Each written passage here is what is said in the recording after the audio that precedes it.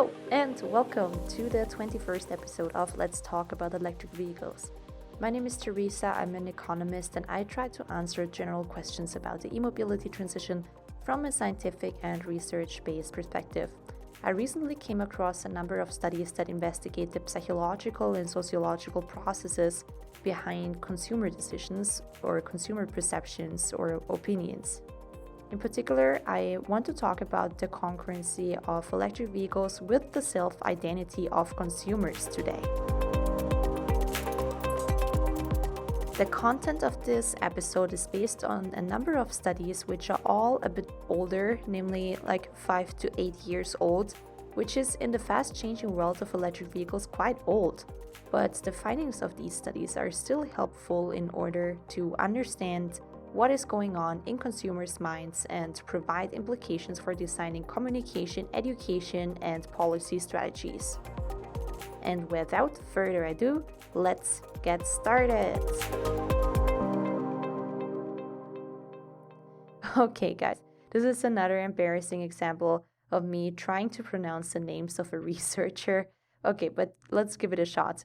Redspani, Jensen, and Bodin say that there are 5 different ways, so 5 different technical approaches to examine the impact of electric vehicle perception on electric vehicle purchasing behavior. These 5 technical approaches are: first, the theory of planned behavior / the rational choice theory, then the diffusion of innovation theory, the normative theories / the impact of values and beliefs, and then symbols / self-identity / lifestyle, and the 5th type of theory is emotion-based. As I said, these are 5 different approaches that researchers use in order to understand why some consumers buy EVs and why others don't.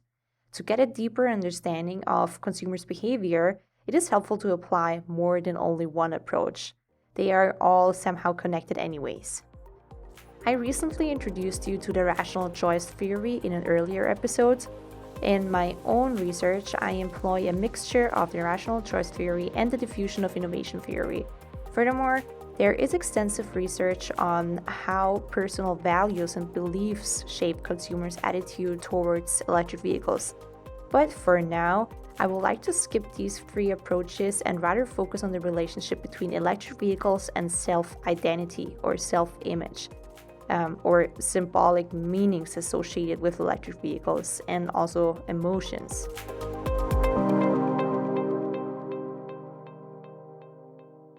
Any purchase undertaken by the consumer, regardless of what kind of purchase, reveals a signal or a little hint about the consumer's personality.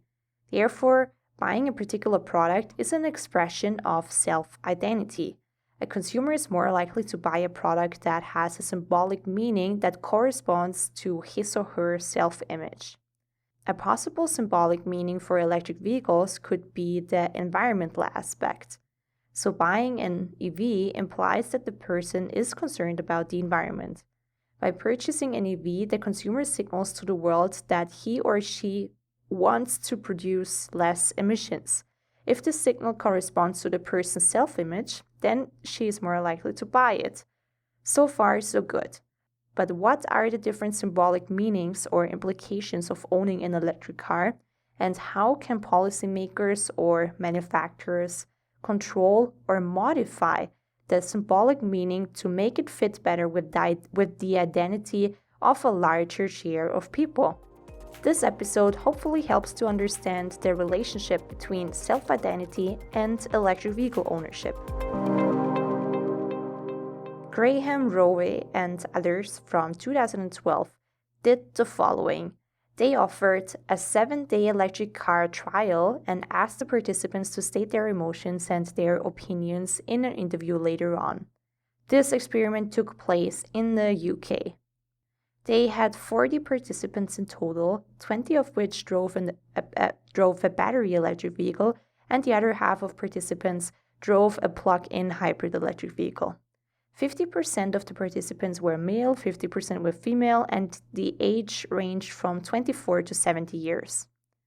Their results indicate that there are actually 3 different symbolic meanings of electric vehicles.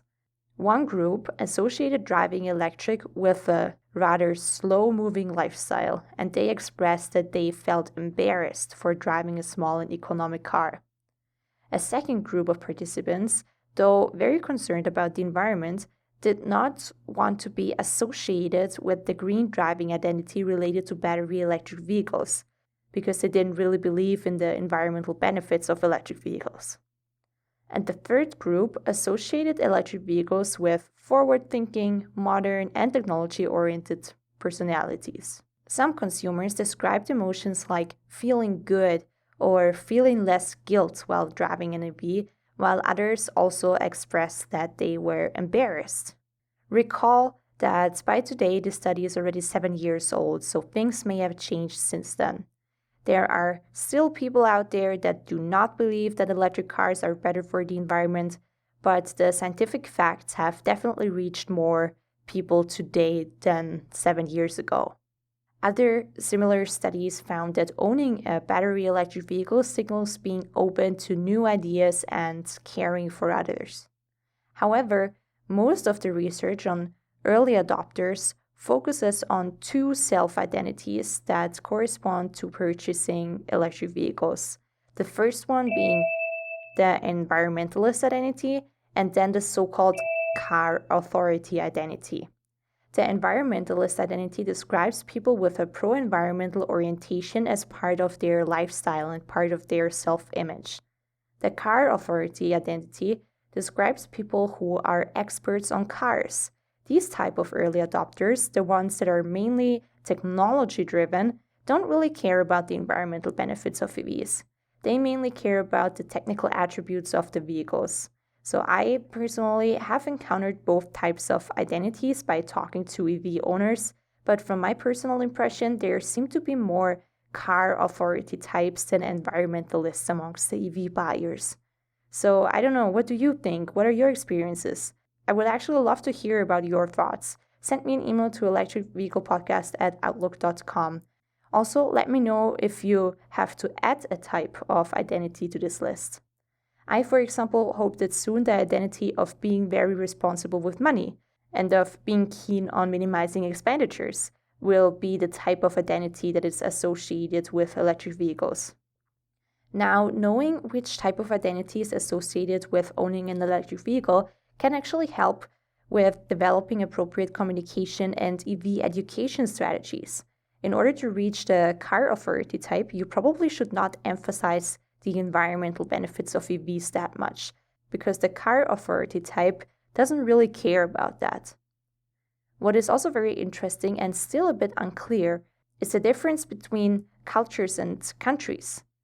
The EV-associated identity might be completely different in Europe versus the United States, or, as I know from my statistics that I have a lot of Chinese listeners, owning an electric vehicle may signal something completely different in China.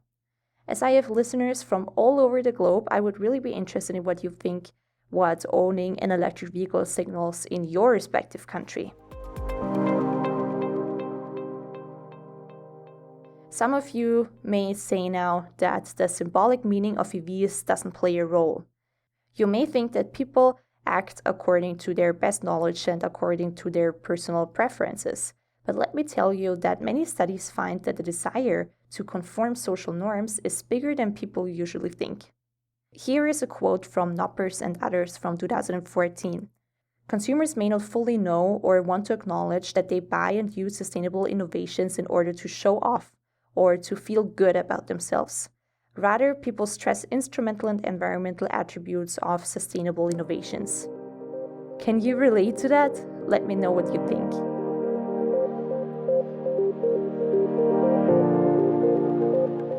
This is it for today. I will provide a few studies about the topic in the show notes. Also, if you enjoy this type of content, let me know. Since consumer perception of EVs is actually my own field of study, I have a lot more material about it, but I also don't want to be too repetitive. Before I say goodbye, I would like to thank my patrons for supporting this project. If you would like to get access to behind-the-scenes shots and to some additional materials about EVs, you can do so by following the link in the show notes. Patreon is a platform that enables fans of content creators to make little donations, like for example $1 per month. I am excited to hear your thoughts and experiences on electric vehicle identity, especially if you have experiences with different countries and different cultures. I am genuinely interested in what types of assumptions there are about the personality of electric vehicle owners in your respective country. And let's talk about electric vehicles again next Monday. Have a wonderful week and bye!